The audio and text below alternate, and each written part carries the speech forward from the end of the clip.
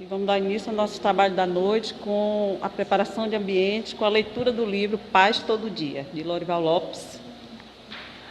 Deixa eu ver o número da mensagem. Mensagem 207. Saia do pântano das dúvidas. Há um momento em que não é fácil se sentir bem. A insatisfação predomina e você se examina diante dos fatos, das coisas, das pessoas. Você quer fazer mudanças e deixar para trás hábitos antigos, improdutivos, ineficazes.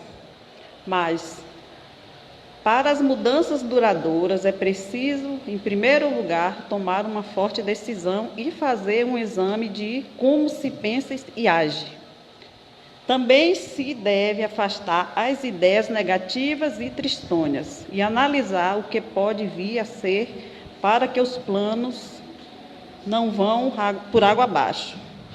Ergue-se do pântano das dúvidas quem confia que pode encontrar o que é certo. Então, essa mensagem está bem clara, né, que todos nós temos dúvidas, não é? Nesse estágio que nós estamos aqui na Terra, temos nossas insatisfações, nossas dúvidas. Tem momentos que a gente quer mudar e não sabe por que caminho seguir. E o melhor é a gente ter fé em Deus e ficar sempre pensando assim, que se fosse Jesus, se fosse assim um Chico Xavier, que caminho ele seguiria? E aí seguir por esse caminho, porque vai dar sempre, né? A gente pensando assim, acho que a gente vai estar sempre no caminho certo. Ter fé, esperança e que vai tudo dar certo. Essa é a mensagem para hoje, que fica para nossas reflexões. Vamos agora nos preparar para a nossa prece da noite.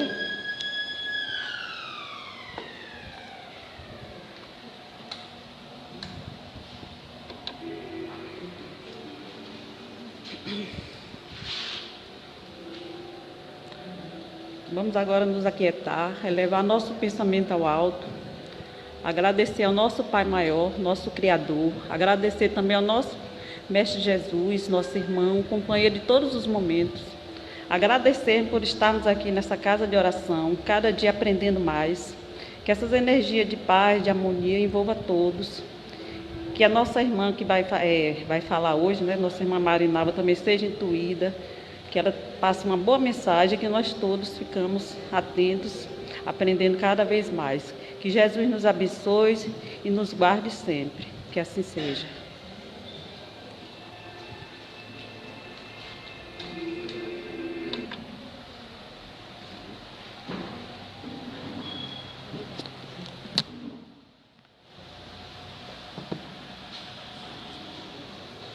Boa noite a todos. Boa noite aqui todos os presentes encarnados, os desencarnados. Boa noite também aos internautas. Obrigada pela presença. E hoje, segunda semana do mês de maio, dando continuidade ao tema central do mês, o Espiritismo e os problemas humanos. E hoje o tema é depressão. Como superar? Para nos esclarecer, para nos ajudar a compreender sobre esse tema, nossa companheira Marinalva Pereira irá nos ajudar.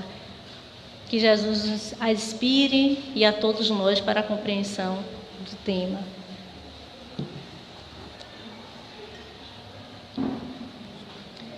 Amigos, boa noite. Boa noite a todos que me ouvem, os que estão aqui presentes, os que estão distantes, todos os que vemos e os que não vemos, ou seja, os encarnados e os desencarnados. E antes de qualquer coisa, agradecer pelo convite, pela oportunidade de trabalho, pela confiança que vocês em mim depositam quando me convidam para fazer um trabalho como este. E eu peço hoje, particularmente, aos espíritos a inspiração para abordar um tema como o tema da depressão, de forma que eu possa falar de forma clara e que eu não me estenda demais, porque o tema é tão amplo, é tão vasto, e eu gosto tanto de falar, que pode ser que no fim das contas eu me perca por aí, mas eu espero que isso não vá acontecer. Veja bem, costuma-se dizer que a depressão é a doença do século. Eu não gosto dessas expressões, de vez em quando eu ouço. A AIDS é a doença do século, o câncer é a doença do século, problemas cardíacos, a doença do século. Agora, depressão, doença do século, é uma doença significativa, importante e que está se abatendo sobre milhões e milhões de pessoas no mundo. Mas, por exemplo, eu li recentemente que, segundo a Organização Mundial de Saúde, no mundo todo, 350 milhões de pessoas estão padecendo por causa da depressão. Eu só gostaria de saber como é que eles fazem essa contagem. Nunca me perguntaram, nunca chegaram na minha rua, na minha casa para perguntar. Então, eu gostaria de saber como se faz essa contagem, né, para saber que são 350. Mas não importa. 300, 350, 400, 500, o fato é que a depressão tem se abatido sobre muitas pessoas e ela não escolhe idade, não escolhe condição social, não escolhe cultura, formação, não escolhe nada. De repente, vem a depressão e se abate. E aí as pessoas estudando sobre a depressão apontam várias causas para que ela aconteça. Em primeiro lugar, o que é a depressão? A depressão é uma tristeza profunda. Uma tristeza que se abate sobre a pessoa e que é frequente. Estima-se que para se caracterizar a tristeza como uma depressão, é preciso que ela dure pelo menos 15 dias. A pessoa leve 15 dias sentindo aquela tristeza profunda. Antes de a gente falar dos outros sintomas da depressão, eu gostaria de que nós refletíssemos um pouco acerca da tristeza. A tristeza, o medo, a raiva são emoções humanas básicas, fundamentais e que todos nós sentimos. Há pessoas que equivocadamente, por conceitos religiosos equivocados, dizem assim: eu não posso me sentir triste. Ou então, quando a gente vê uma pessoa triste, um filho, por exemplo, alguém, você está triste por quê? Não lhe falta nada. Você tem tudo, por que você tem mais é que agradecer a Deus. Você tem família, né? Às vezes, no desencarne de uma pessoa, pela morte de uma pessoa, os espíritas, muitos espíritas, ignorando aquilo que Kardec nos ensina e que os espíritos de luz nos ensinam, você está sentindo, você não acredita no espírito? Você não acredita que o espírito é imortal? Por que você está triste? Por que você está chorando? Pensa que, pelo fato de sermos espírita, vai uma pessoa e desencarna, um ente querido, a gente não deveria sentir saudade. Às vezes eu digo assim, eu tenho uma neta que mora na Alemanha. Quando minha neta foi embora, e um neto e uma filha, mas eu falo mais da neta porque eu criei minha neta até os 8 anos de idade.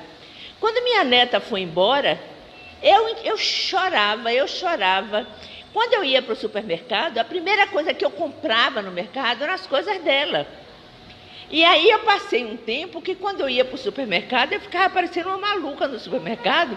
Quando eu entrava, por exemplo, na seção do iogurte ou do biscoito que ela gostava, estou eu lá chorando, né? Porque ela foi morar lá longe com a mãe. Então, isso me fazia sofrer. Agora, imaginem bem o que é um ente querido nosso partir de uma forma mais definitiva e que a gente não vai ver por algum tempo, ou por muito tempo, ou a gente sabe mais quando é que a gente vai ver. Então é natural, Kardec diz que a dor mais legítima que um ser humano pode sentir é a perda de um ente querido. Então, isso é um equívoco dizer para nós que a gente não deve sentir tristeza, que é falta de fé, se a gente acredita que o espírito é imortal, que não deveria sentir tristeza por causa disso. Mas não é só pela perda de um ente querido que a gente sente tristeza. Que outras coisas mais causam tristeza em nós? Uma traição causa tristeza? Uma doença causa tristeza? Um filho rebelde causa tristeza? Tá.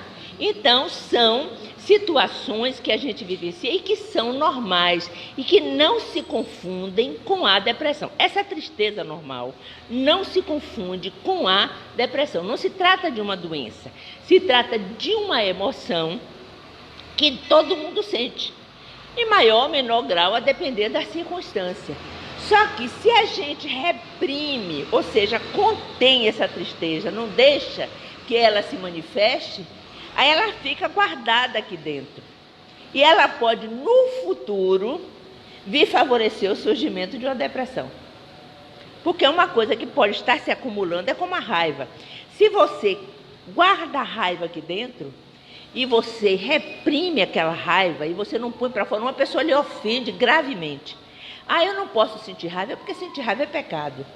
Então, tem gente que me diz que não sente raiva de jeito nenhum, eu morro de inveja. Eu digo, um dia eu vou ser igualzinho a você, não vou sentir raiva de jeito nenhum. Mas o que acontece é o seguinte, se você reprime essa raiva e você nega, ela se transforma em mágoa. E sabe como é que ela vai se manifestar? Quando a gente se encontra com a pessoa, a gente tem contato com ela, ou seja, qualquer outro motivo, aí a gente dá uma alfinetada, diz uma indireta, sabe? E fica sofrendo e não consegue mais abrir o coração para aquela pessoa.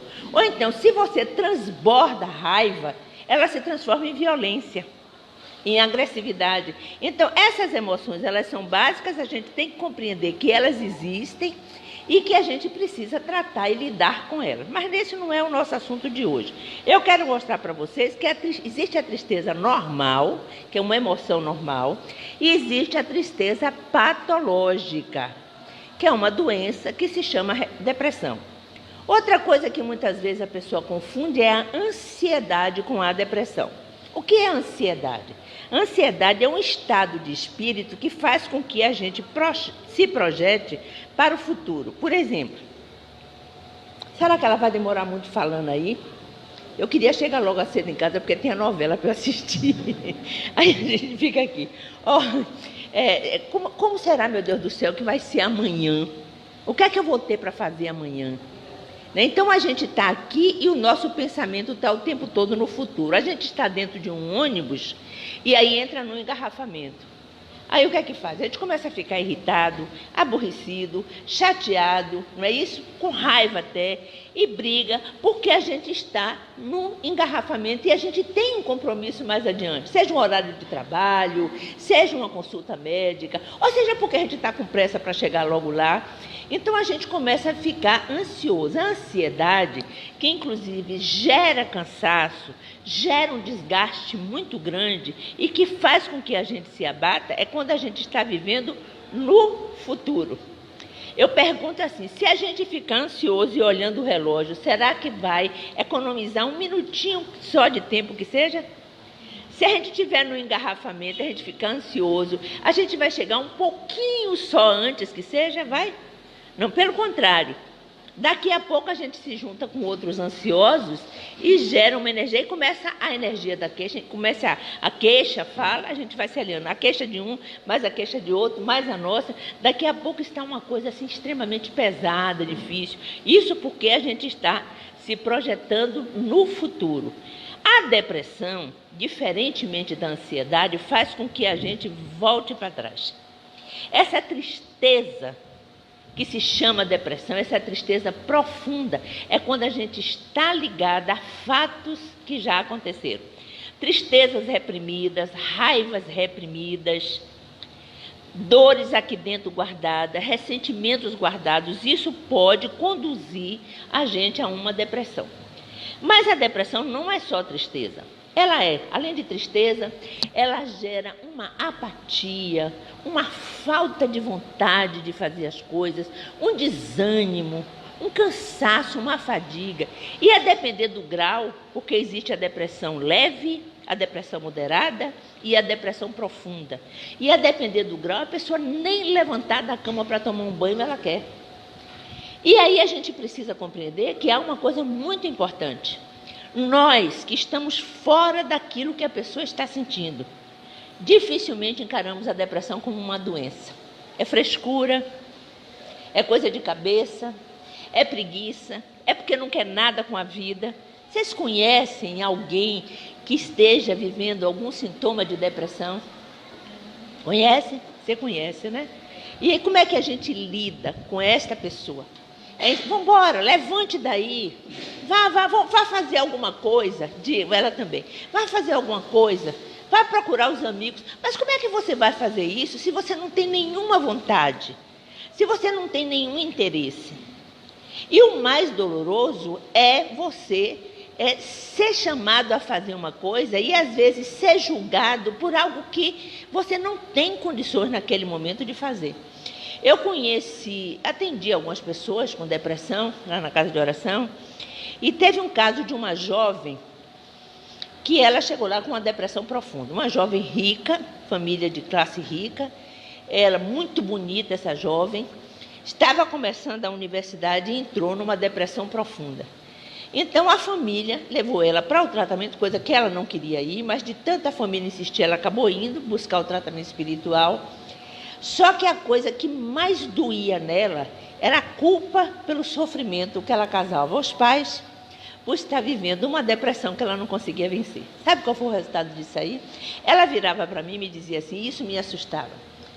Se eu morrer, os meus pais vão deixar de sofrer. Aí eu dizia, mas você acha realmente que eles vão deixar de sofrer se você morrer? Ela fazia assim, eles vão sofrer por um tempo, mas depois passa. E do jeito que está agora não passa. E ela acabou se suicidando. Então foi uma coisa assim que me tocou muito essa moça, a situação dessa moça, porque uma das consequências da depressão pode ser o suicídio. Nem todo deprimido se suicida. E muitas vezes a gente ouve falar, quem diz que vai se matar não se mata. Não é verdade. 40% das pessoas que dizem que vão se matam mesmo. Ou então, eles estão fazendo um jogo para que faça com que a gente também se sinta culpado, se sinta ligado a ele, o que não deixa de ser uma doença. Então, é muito importante a gente levar essas questões em consideração. A depressão não é só a tristeza. É também essa apatia, essa falta de vontade, uma irritabilidade, cansaço, culpa, pode comer demais ou comer de menos. Pode dormir demais ou sofrer de insônia. Isso vai variar de pessoa para pessoa.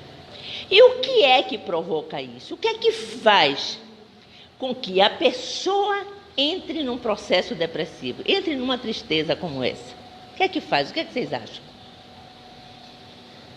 O que é que leva uma pessoa a viver uma doença como essa? Falta de incentivo?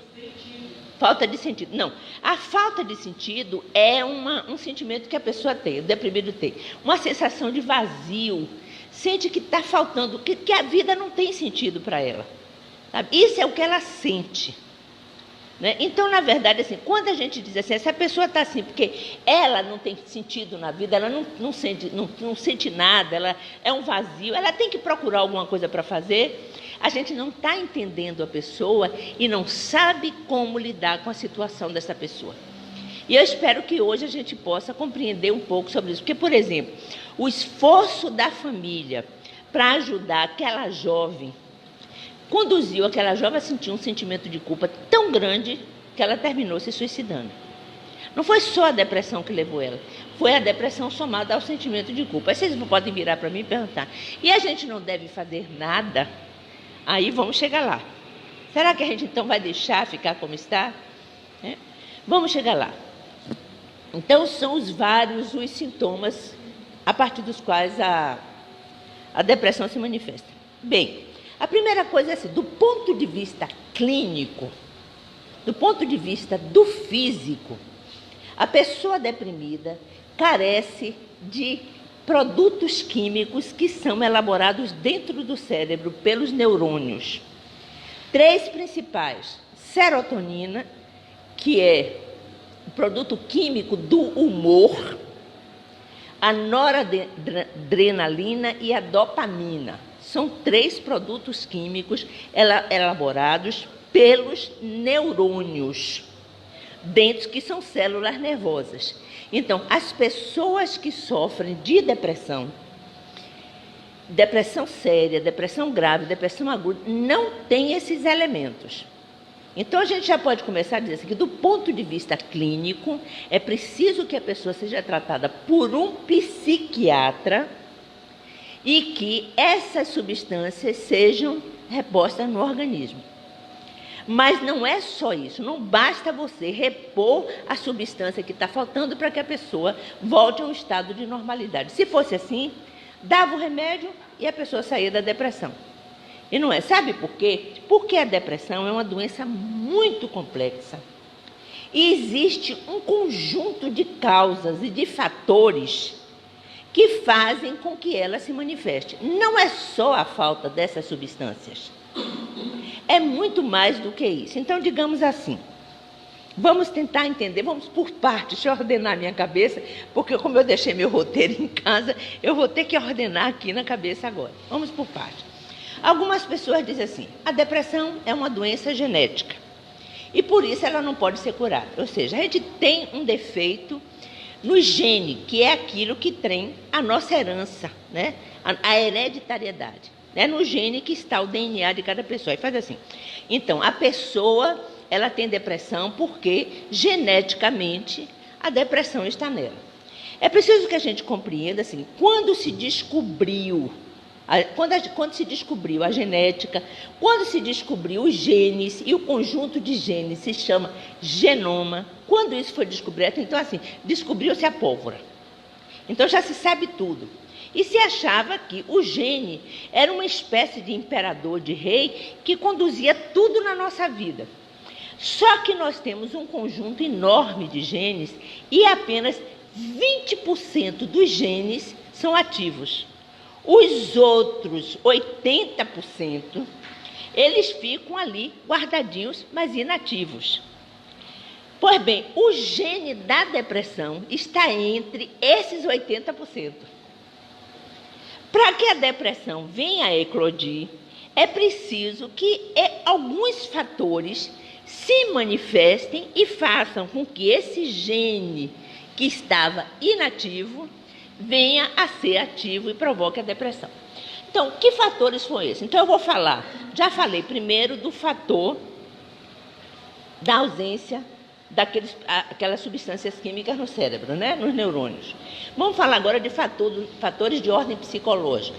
Por exemplo, abusos sexuais na infância, abandono afetivo de crianças, perfeccionismo, porque o perfeccionista, ele exige muito de si mesmo, ele não admite errar.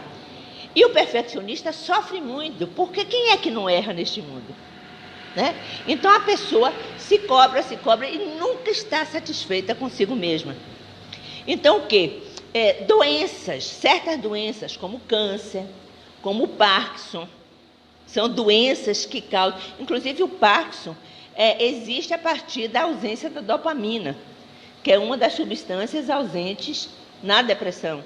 Então, assim, certas doenças, certos medicamentos para o tratamento do câncer, medicamentos para o tratamento da AIDS, medicamentos para dormir, certos medicamentos são, assim, digamos, fatores que podem ativar esse gene que estava ali dormindo, tá claro? Então, assim, circunstâncias, eventos da vida, circunstâncias da vida, fatores psicológicos. Uma mágoa guardada durante muito tempo, uma traição, um desemprego, uma morte, tudo isso são fatores que podem desencadear. Mas se isso por si só fosse causa para desencadear a depressão, quem aqui já teve um parente que já morreu? Cada gente, né? Vocês sofreram muito com isso? Sofreram muito? Mas entraram em depressão por causa disso? Você entrou em depressão por causa disso?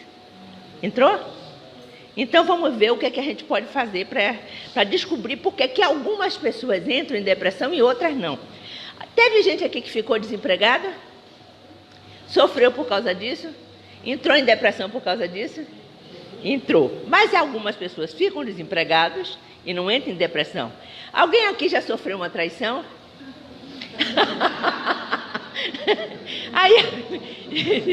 Aí, por exemplo, algumas pessoas sofrem a traição e elas tocam a vida. Inclusive, muita gente cresce a partir da traição.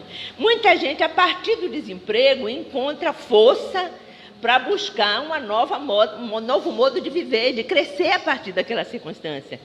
Muita gente, eu me lembro do caso da minha mãe, dou o exemplo da minha mãe, que meu pai era aquele homem provedor. Minha mãe nunca comprou um pão na vida dela. Era meu pai que resolvia tudo. E meu pai era extremamente organizado. De repente, meu pai morreu de um infarto fulminante. E deixou minha mãe em casa com um monte de filhos. Então, o que ela fez? Ela se deprimiu? Não. Ela foi lutar. E se tornou uma mulher extremamente dinâmica. Hoje, ela já está beirando os 90 anos, com mais energia do que todos nós aqui juntos. É uma maravilha. Ela, inclusive, ela tem 2 abrigos. Ela dorme ainda com criança pequena junto dela. Cuida de crianças, adora cuidar de crianças. Cuida de crianças, cuida de velho, cuida de drogado. Uma energia, uma disposição que é um negócio fantástico. E hoje a gente compreende, a gente achava que meu pai era controlado pela minha mãe. Mas hoje a gente compreende que meu pai dava um limite para minha mãe, impedia que minha mãe fosse saindo pelo mundo e fazendo tudo que ela faz hoje em dia. De certa forma, ele dava esse controle para ela. Mas o que eu quero mostrar que, na verdade, assim, era uma mulher completamente dependente e que, a partir da morte do marido, compreendeu que ela tinha que ir para a vida e tinha que lutar. Ela não se deprimiu. Então, na verdade, há pessoas que sofreram abuso sexual na infância, que entraram em depressão? Não. Alguns entraram, outros não. Sabe? Então, todos esses fatores não explicam, não dizem para nós o seguinte: a causa básica, fundamental da depressão não é essa.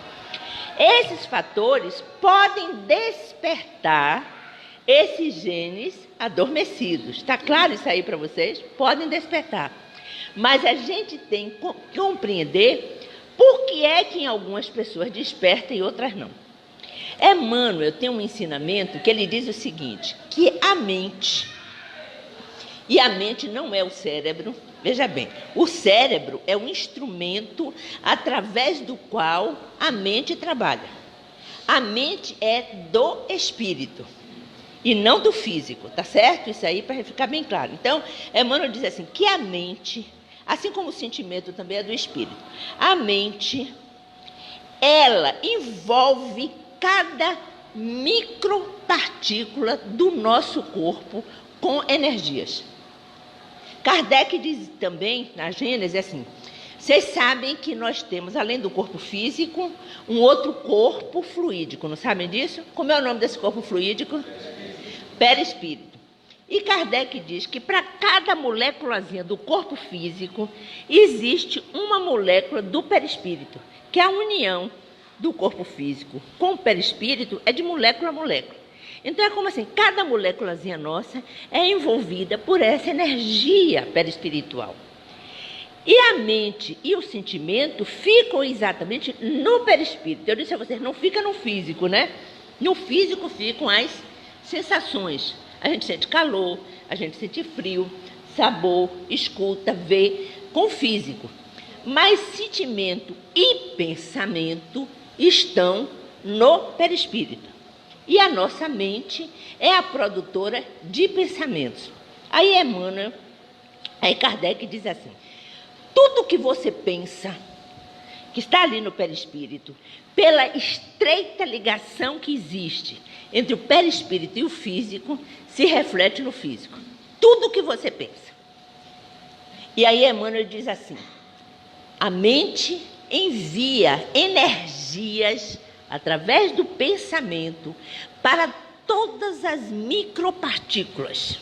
Porque além da célula existe o átomo e além do átomo existem partículas menores ainda. Essas partículas menores ainda, todas elas são envolvidas pela energia do pensamento. Vamos entender isso aí melhor. Nós temos que tipos de pensamento? Todos os nossos pensamentos são alegres, felizes, são? São? Né? São variados, né? E com que frequência nós temos pensamentos alegres e felizes? E com que frequência nós temos pensamentos tristes, raivosos, deprimentes? O que vocês acham? O que é aquilo que existe com maior frequência? Hein? os pensamentos negativos.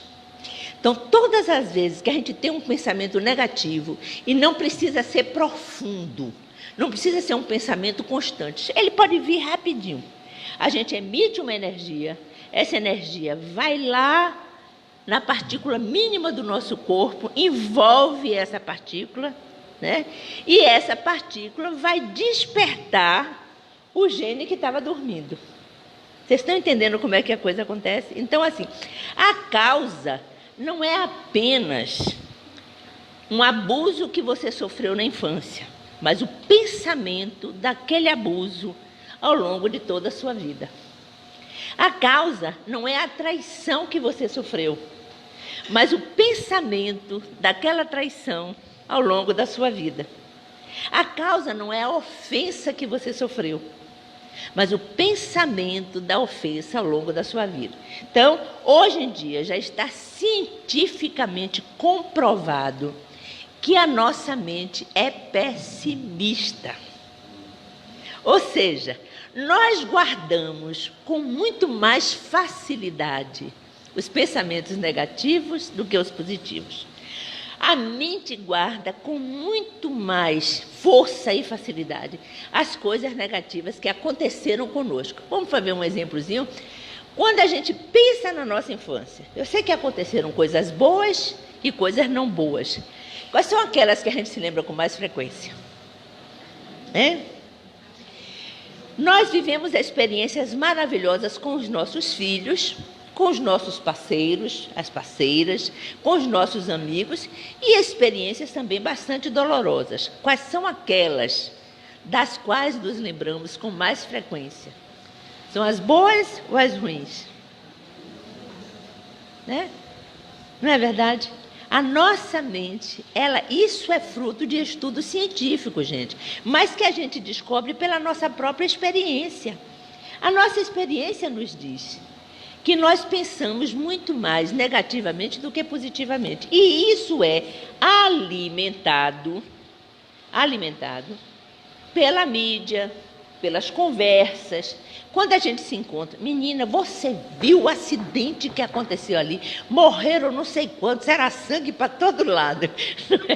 Não é assim? Quando a gente se encontra, como preferentemente, ai meu Deus do céu, teve um assalto ali agora, Jesus de misericórdia, aí o coração da gente chega, aí a gente fica pensando no assalto e isso vai fazer com que a gente fique com medo, que a gente fique ansioso, porque aí a ansiedade vai projetar, vixe, eu vou passar por aquele lugar ali, pode ter um assalto. Existem assaltos? Existem.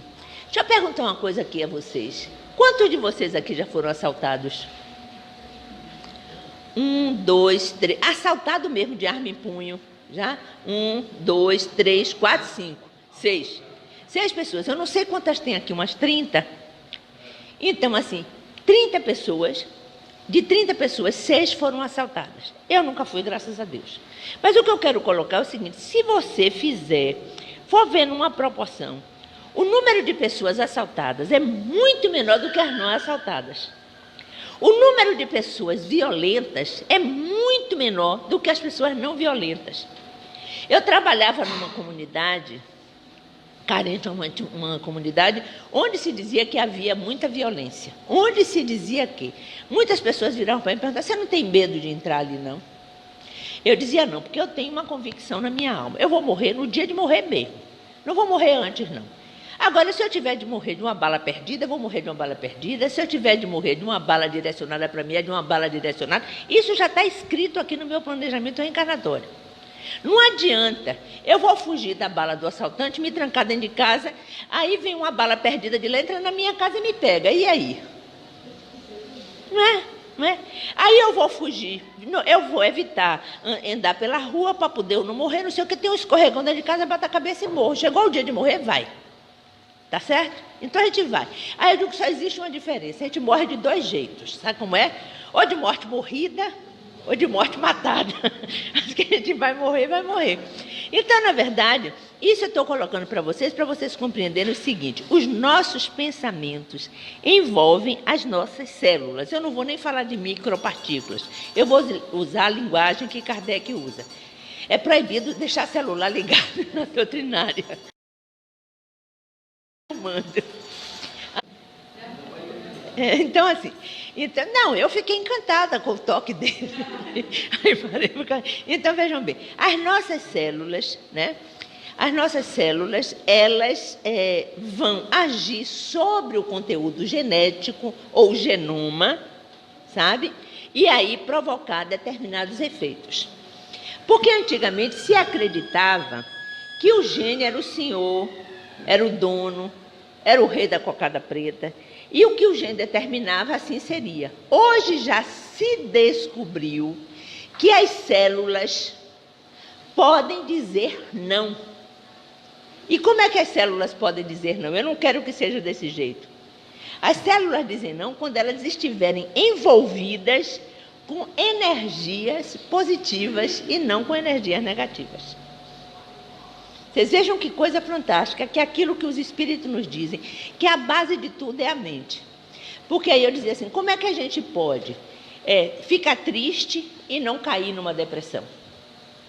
Como é que pode acontecer? Se você ficar triste por muito tempo e deixar que aqueles pensamentos tristes acompanhem você permanentemente, então o que é que vai acontecer? Você vai acabar envolvendo as suas células nessa energia negativa e aí determinados genes, não é só o gene da depressão não, o gene do câncer, que estava lá dormindo dentro de você, pode despertar, sabe? Como qualquer outro gene de qualquer doença pode despertar, por exemplo, o Parkinson, o conteúdo genético está lá. Questão. Então, assim, dois cientistas, um neurocientista e um neuropsicólogo, resolveram fazer um estudo sobre a mente de Buda. Bem, Buda é um iluminado. Poderia ter feito um estudo sobre a mente de Jesus, ou fazer um estudo sobre a mente de Gandhi, ou fazer um estudo sobre a mente de Chico Xavier. Ou seja, o que eles quiseram? Por que fizeram esse estudo sobre a mente de Buda? Eles queriam fazer um estudo da mente de um ser que encontrou a paz interior, encontrou a plena alegria, encontrou a felicidade plena. Ele queria fazer um estudo, como é que agia a mente desse ser. E nesse estudo, esses dois cientistas descobriram que a mente dessas pessoas, de Buda, de Jesus, ou de um Chico, ou de um Gandhi, dessas pessoas pacíficas, amorosas, que sabem perdoar, que sabem encontrar alegria em toda parte, onde vê que para quem o pessimismo não existe, que quando acontece uma situação dolorosa na sua vida, como o Chico, quando aparecia alguém que dizia que ele estava roubando dinheiro, o que é que ele dizia? Essas pessoas são os instrumentos da minha perfeição. São seres que estão na minha vida para verificar, ao invés dele ficar falando, que injustiça, como é que faz uma coisa como essa, eu vivo para ajudar os pobres e ainda me caluniam. Ao invés de fazer esse tipo de coisa, ele dizia, não, essas pessoas são, porque elas estão me colocando em teste, estão me testando. O próprio Jesus foi tentado, vocês sabem disso, né? E ele levou 40 dias em jejum e oração para se fortalecer contra a tentação. Então, na verdade, resolveu estudar. E aí, o que foi que eles descobriram? Primeiro, essa questão que eu falei aqui, de que nossa mente é pessimista, né? E que nossa mente tem uma tendência para registrar o negativo, para guardar o que é negativo, na mente de nós, seres comuns. E eles descobriram mais, que para cada fato negativo que acontece na nossa vida, é preciso 5 positivos para neutralizar o negativo. Pelo menos 5. Para cada pensamento negativo, já que a nossa mente tem uma tendência para o negativo. Quando você tem um pensamento negativo e você tem que dissolver esse negativo da mente, você tem que ter 5 movimentos de natureza positiva. Aí, que movimentos seriam esses? Aí, eu me lembro de um livro que tem de Giancarlo De Luca, que é O Médico Jesus, que ele fala na farmácia de Deus. E 2 elementos se destacam na farmácia de Deus. Um elemento que é a prece, e o outro elemento que é a paciência.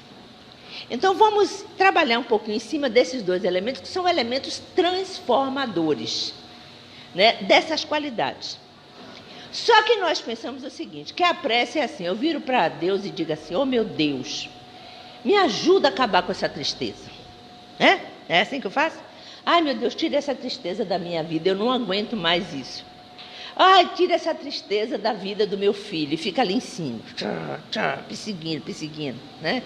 Aí, tira essa tristeza. Ai, meu Deus do céu, isso. Aí a gente pede a Deus várias coisas, né?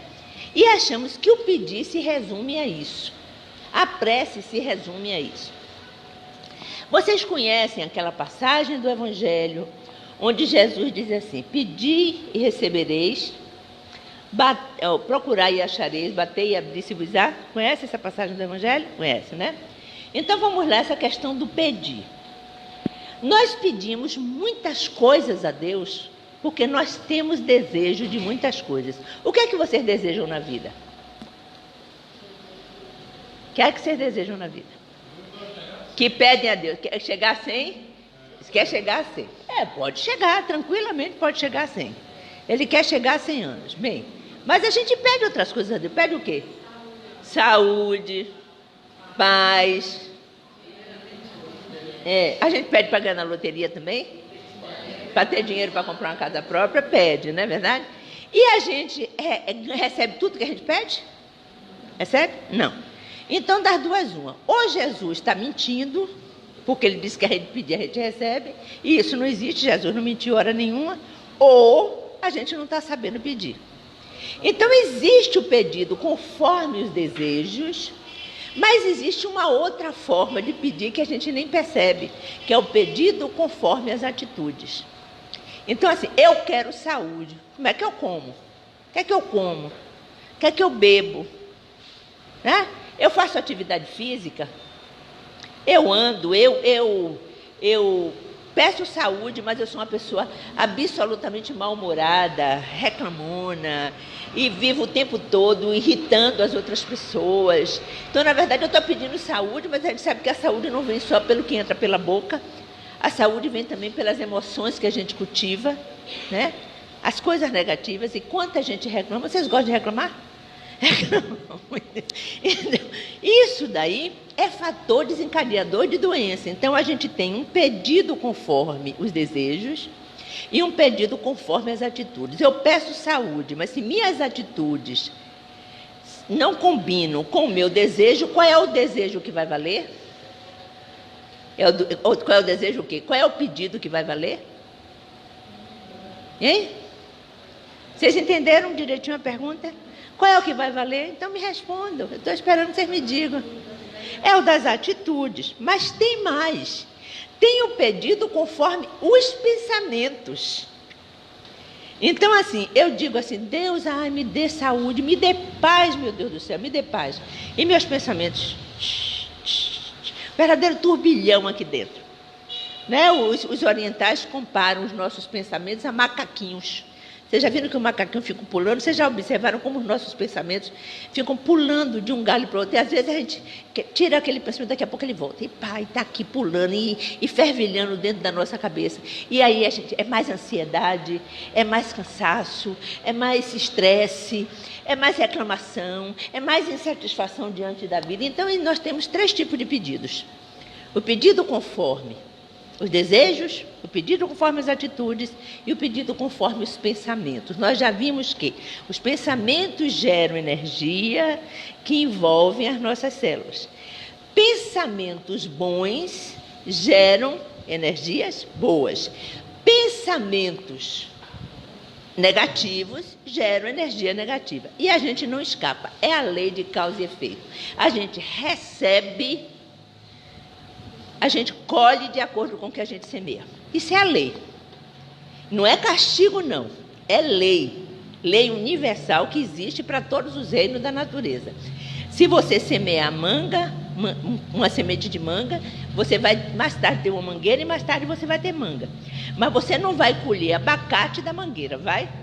Né? Então, assim, na verdade, se você quiser abacate, você tem que plantar a semente de abacate. Se você quiser mangueira, tem que plantar. Se quiser uva, você tem que plantar a semente de uva e por aí vai. Mas às vezes a gente planta ortigas. Né? Às vezes a gente planta urtigas. E aí a gente vai colher ortiga. Não tem jeito.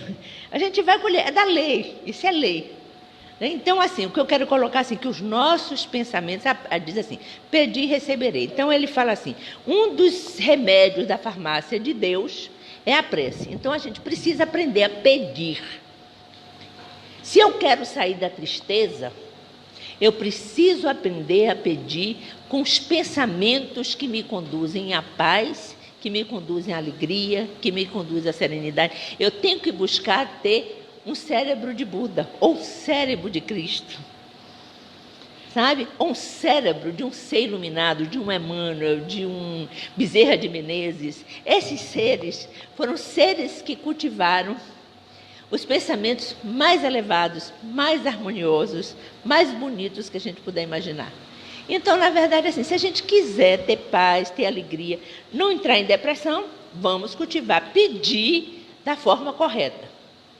Não apenas pelo desejo. Às vezes a gente já quer ganhar na loteria. Quem aqui já acertou na loteria? Eu não acerto nem rifa. Eu não ganho nem rifa. Mas, se alguém me dá uma rifa para ajudar, eu assino. Mas até hoje eu acho que eu ganhei uma camisa. Foi uma festa que eu fiz. Uma dessas camisetas dessas de evento. Eu ganhei uma vez. Foi a única coisa também que eu ganhei na vida. Mas às vezes a gente pede para ganhar na loteria. A gente fica achando que ganhar na loteria é a receita de felicidade. E a gente ouve histórias por aí que mostram que não é. E, na verdade, rico não é aquele que tem muito dinheiro. Rico é aquele que está feliz com o que tem. E que sabe agradecer pelo que tem. Né? Essa é a verdadeira riqueza. Né? Porque, na verdade, os nossos desejos são um poço sem fundo. A gente fica sempre querendo mais, a gente tem, mas aquilo não está bom, porque a gente quer mais. Precisa começar a aprender a desenvolver o sentimento de gratidão, que é uma forma de prece, sabe? Porque está aqui nos pensamentos. Aí, mas o Evangelho diz assim, não basta você pedir, peça, mas é preciso que você vá buscar aquilo que você quer. Porque você fica ali passivamente pensando, etc. Não, você vai buscar. Há determinados momentos da sua vida em que você precisa ir na direção daquilo que você quer. Hoje vocês estão aqui exercitando buscar. Vocês saíram da casa de vocês e vieram ao encontro de alguma coisa. Né? Vieram ao encontro de algo que vocês talvez nem tivessem noção do que é que vocês iam encontrar. Mas o fato é o seguinte, é preciso que a gente se mova na direção daquilo que a gente quer. Deus não fez a gente para a gente ficar, como dizia Raul Seixas, com a boca escancarada, cheia de dentes, esperando a morte chegar. Ele não fez a gente para isso. Ele nos fez seres inteligentes, habilidosos, capazes, nos deu um corpo capaz de se mover. Ele não deu para poder ficar jogando de lá, porque ele não quer que nós sejamos robôs, sejamos inúteis. Ele quer que, através do ato de buscar, de se movimentar, a gente cresça. E aí vem o terceiro, que é batei e abri-se-vos-á. Esse é a perseverança. Porque, prestem atenção, vamos voltar àquele momento em que eu disse que para cada pensamento negativo ou para cada fato negativo da nossa vida são necessários pelo menos 5 positivos. Aí eu tenho um pensamento negativo aqui agora, eu digo, puxa vida, por que eu estou pensando nisso? Imediatamente eu tento revolver isso aqui. Mas só que é da natureza da mente reter por mais tempo aquilo que é negativo. Já aconteceu com vocês, por exemplo, se deitarem à noite e virem alguns pensamentos, aí você faz uma prece e faz assim, deixa eu tirar isso da minha cabeça. E daqui a pouco eles voltam? Já aconteceu isso comigo? Acontece. Eu tenho que estar exercitando isso o tempo inteiro. Para que eu quero isso? Meu Deus, para que eu estou pensando? Às vezes vem um pensamento de lá de não sei quantos anos. Lá de trás, eu digo, por que isso está voltando para a minha cabeça agora? Porque ele ainda estava aqui vivo. Aí eu digo, não quero pensar nisso, porque eu quero alegria de viver, eu quero a paz interior, não quero cultivar esses pensamentos. De vez em quando eu me dou conta do que está acontecendo, já se passaram uns 5 minutos. Eu levei 5 minutos tendo um pensamento não bom. Presta atenção. Então, assim, se a gente precisa de 5 fatos ou de 5 pensamentos para neutralizar o negativo, a gente precisa de perseverar. A gente precisa de continuar. Insista, insista, continue, procure, que você vai, a porta vai ser aberta. A porta da alegria, a porta da felicidade, ela vai ser aberta, mas é preciso que a gente vá em direção. Então, assim, no tratamento para a depressão, vários elementos vão ser conjugados. Primeiro, a depender do grau de depressão, a gente vai precisar de remédio mesmo. Sobretudo porque, como o próprio Bezerra de Menezes disse, se você tiver com a mente muito conturbada, os espíritos nem conseguem ajudar. O remédio acalma a mente, ceda a mente para você poder receber ajuda espiritual. Bem, aí vem um outro fator. Como estão incluídos, como eu disse a vocês, fatores de natureza psicológica, a gente precisa de uma terapia. Aí não adianta dizer que psicoterapeuta é caro e que você não consegue. Existem lugares que dão psicoterapia gratuita. Inclusive, existe um centro espírita muito bom, fantástico, não sei aqui se vocês oferecem, mas que é em Adenauer, lá é o nome do centro de Adenauer? É o La Harmonia. Eles oferecem atendimento psicoterapêutico gratuito. E existem outros lugares por aí também que oferecem. Então, a gente tem que ir na direção daquilo que a gente quer, para buscar, que aí você vai, a porta vai se abrir, vai buscar, se mova, né? E persista, compreenda que é um verdadeiro trabalho de educação. A gente não aprendeu a ler só estudando o ABC, não. É ABC que a gente chamava quando era criança, né? Hoje é abecedário, hoje é chique. Mas naquela época a gente já não aprendeu a ler só com o ABC. A gente teve que aprender primeiro as letras, depois formar as sílabas, depois formar as palavras, não foi assim? Não foi um processo? A mesma coisa acontece com relação ao nosso processo de transformação. É uma continuidade. Então, a gente vai aprendendo coisas novas, vai trazendo essas coisas novas para a nossa vida, e aí a gente vai realizando transformações. E aí, os centros espíritas nos oferecem várias propostas de atendimento espiritual que nos ajudam a superar essas doenças, qualquer doença que a gente tenha, mas, sobretudo, a depressão. Que tratamentos são esses? Por quê? Muitas vezes, a depressão é provocada por um processo obsessivo, um espírito obsessor. Muitas vezes, mas não todas as vezes. E, às vezes, a mente da gente está tão perturbada que a gente não precisa de obsessor nenhum. Eles chegam na nossa casa e fazem assim, essa daqui não, sozinha ela dá conta dela mesma. Então, a mente, sozinha dá conta dela mesma. Eles preferem mais uma mente que esteja mais ou menos e que eles vão pegando nessa tendência da negatividade da mente para insuflar a gente a ter pensamentos negativos. Aí a gente tem que estar atento. Então, existem os tratamentos espirituais. Um tratamento fantástico que vem de fora para dentro. Enquanto que envolver as células em energia positiva ou energia negativa é um trabalho do pensamento interno, é o passe, é uma energia positiva que envolve as nossas células e nos ajuda no processo de cura.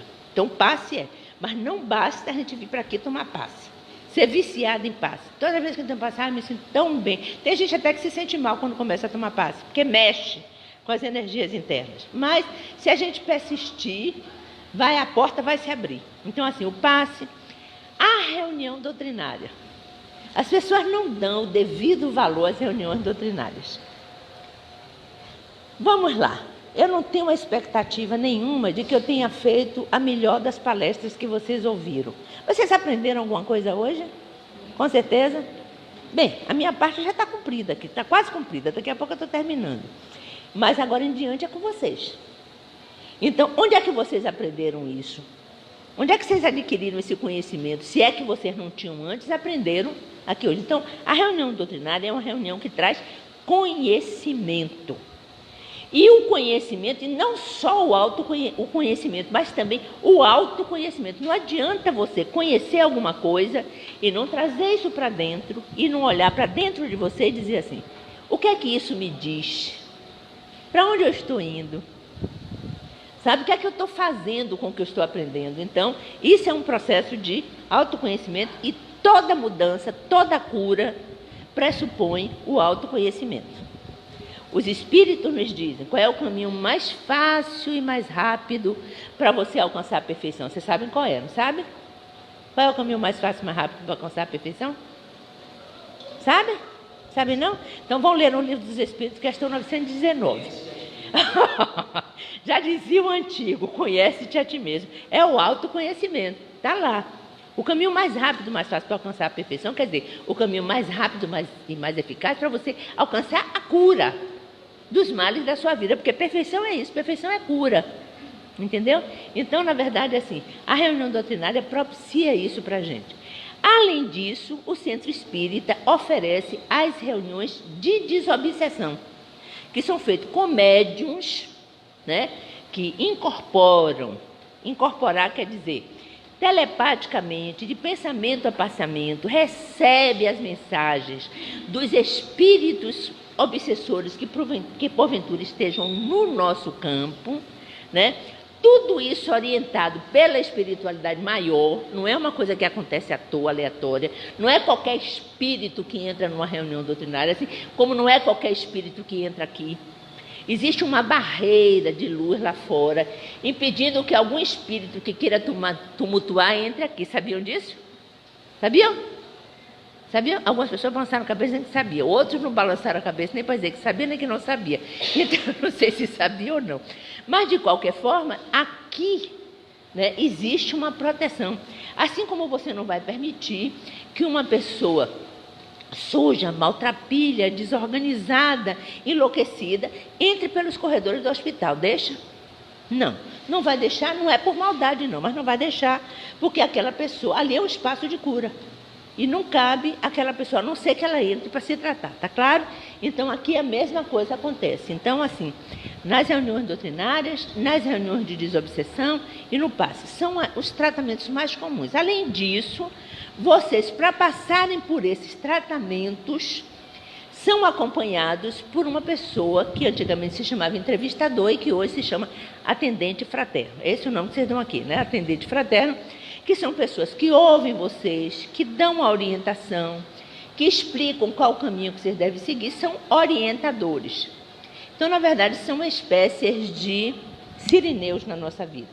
Então, isso tudo é extremamente importante também para, não apenas para quem sofre de depressão, mas quem conhece alguém que sofre de depressão. Que muitas vezes, no desejo de ajudar, no desejo de fazer com que aquela pessoa saia daquele processo, a gente comete muitos erros por ignorância, não por má fé, mas por ignorância. Às vezes perde a paciência. Aí eu falava, os 2 remédios, eu já ia esquecendo do segundo remédio. O primeiro, que é o remédio da prece, e o segundo, que é a paciência, que é a perseverança. Mas isso também implica que a gente conheça, que vá buscar o conhecimento para aprender a lidar com aquela pessoa. Você não está sabendo lidar sozinho? Vá procurar ajuda. Vá procurar alguém que saiba orientar você. Tá certo? Então aí, se a gente diz assim, a obsessão não tem cura, não é verdade.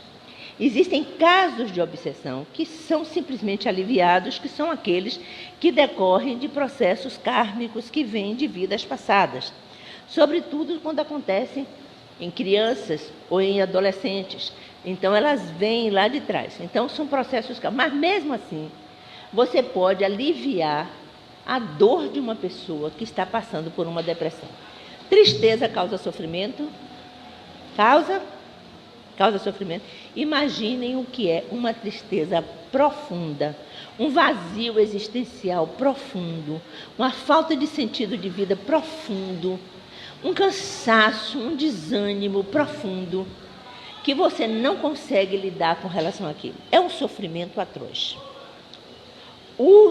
A pessoa que sofre de depressão, dizem os estudiosos do assunto, aqueles que são espiritualistas, que se trata de uma doença da alma. É a alma que chora. E aquela alma está pedindo socorro. Aquela alma está pedindo que seja ajudada por nós. Então, a gente pode trabalhar evitando a nossa própria processo depressivo, que a gente pode entrar. Eu já tive depressão. alguns anos atrás. Eu não era espírita na época, mas entrei num processo depressivo e graças a Deus que isso daí foi um despertar. Foi a partir daí que eu me tornei espírita. Entendeu? Mas isso conduz a um despertar.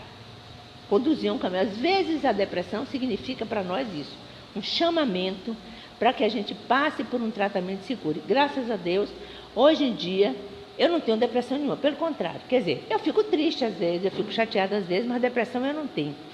Porque eu sou uma pessoa muito mais positiva do que negativa. Muito mais alegre do que infeliz. Então, na verdade, porque isso faz parte de um processo. Então, na verdade, eu estou dando, inclusive, meu depoimento pessoal, para vocês compreenderem assim, que a gente pode vencer essas barreiras da dor e encontrar o reino dos céus que está dentro de nós, né? Que é a cura da depressão. Então, eu desejo a vocês de todo o coração que seja qual for o processo que vocês estejam vivendo, vocês possam encontrar essa cura e que sejam mais e mais felizes por vocês próprios e por aqueles com quem vocês tenham contato e que estejam precisando da alegria e da paz que há em vocês. Tá bom? Muito obrigada. Boa sorte a todos.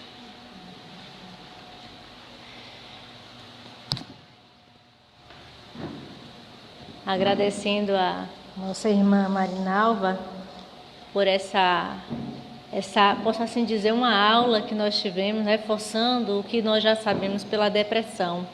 E ainda nos sobram uns 2 minutinhos para que alguém que tenha alguma pergunta a fazer, certamente ela com muita satisfação vai responder. Alguém tem alguma dúvida a tirar agora? Tem algum internauta com dúvida? Sim. Tá vendo? Elogios. Tem uma pergunta ali, pois não, Ju? Por que sempre, quase sempre, a depressão leva ao suicídio? Não é quase sempre. Desculpa. Vixe.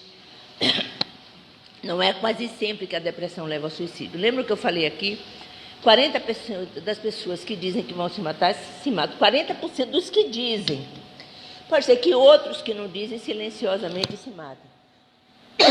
São pessoas que não conseguiram superar a dor da tristeza, do processo que está vivendo e se mata achando que ali está a solução. Ou então, como no caso da moça que eu mencionei aqui, a culpa, ela queria libertar os pais do sofrimento pela dor que ela estava vivendo. E os pais não estavam conseguindo lidar com isso. O esforço que os pais faziam, eu acho que na época, se eu tivesse um pouco mais de experiência, um pouco mais de conhecimento, talvez eu tivesse podido ajudar mais. Mas também não posso entrar na culpa, não, por conta disso. Eu não tinha. Né? Se pudesse ajudar um pouco mais esses pais. Porque quando nós temos uma pessoa doente na nossa casa, quer seja que tipo de doença for, a gente acha que só quem precisa de tratamento é quem está doente. Mas a família toda, ela é envolvida. A doença de uma pessoa, de qualquer família, é doença da família, é uma doença familiar. Então, na verdade, assim, não são as pessoas que se suicidam, são aquelas que desistem. Ou, como no caso dessa moça, de um sentimento de culpa muito grande, querendo libertar os pais do seu... Mas não deixa de ser uma desistência. Desistiu, né? Não suportou mais e desistiu. É lamentável que isso aconteça porque não livra a pessoa do problema. É claro que são suicídios que não têm um peso tão grande como, por exemplo, eu vou citar o caso porque é público daquele presidente, de que país foi, ex-presidente, que agora que ele ia ser do Peru, e ele chega e se suicida. Aí é uma situação diferente. Aí é uma pessoa que, às vezes, é o orgulho que move a pessoa. Não posso dizer que às vezes pode ser. Né? A pessoa não suporta, né, viver a experiência do fracasso e tudo mais. Então, assim, é diferente. Então, para a gente compreender assim, que é uma morte muito dolorosa, que não resolve o problema, mas todos os fatores atenuantes são levados em consideração. Tá certo?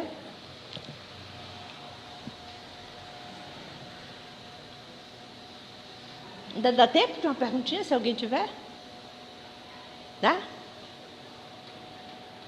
Eu não sabia que vocês tinham pergunta, não me lembrava, senão eu tinha deixado mais tempo. Eu fiquei esticando para ir um pouco mais. Ficou dúvida para ninguém, né? Eu gosto sempre de repetir o ensinamento de Creuza Lage. Creuza Lage diz assim: quando ninguém pergunta, das duas uma. Ou todo mundo entendeu tudo, ou ninguém entendeu nada. Não tem o que perguntar.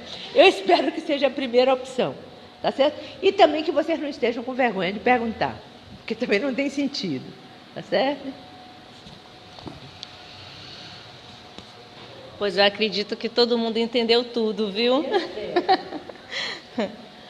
Bem, mais uma vez agradecendo e passando agora para os recados, as mensagens, dando continuidade ao tema central, o Espiritismo e os problemas humanos. Na próxima quinta-feira, que é o dia 16, o tema, como o de hoje, fantástico: as drogas e as suas implicações espirituais. Então, convido a todos, aliás, todo o mês está com temas maravilhosos sobre aborto, sobre o suicídio. Vale a pena, como sempre, vir ao AMAR, ou agora então também assistir pelo Facebook. Na segunda-feira, que é o dia 13, terá a doutrinária com o livro Vinha de Luz. Às terças-feiras, para as pessoas que não podem estar aqui à noite, também palestras, com o horário das 16 horas às 16h45, dia 14, o tema é Loucuras e Obsessões. Perfeito. Gente, eu preciso lembrar vocês de que o AMAR, com essa satisfação imensa de receber todos vocês aqui, convidam para o dia 1º de junho, falei certo, para o nosso 8º forró. É maravilhoso. Quem já frequentou, já teve outras oportunidades, vale a pena ir mais uma vez. E para quem nunca foi, vai ser uma experiência com certeza muito grande. Custa R$25 a camisa, já está à disposição, podendo procurar Joilson ou Jonathan. É fantástico essa festa. E lembrando a todos que é uma forma de podermos ajudar a instituição, já que ela tanto nos auxilia, ajuda a comunidade com os cursos que aqui fazem, curso de informática, curso de violão, pintura em tecido, artesanato, costura, vários. Também tem o gestante, o atendimento a gestantes. Então, dessa forma, nós iremos nos divertir por uma grande causa.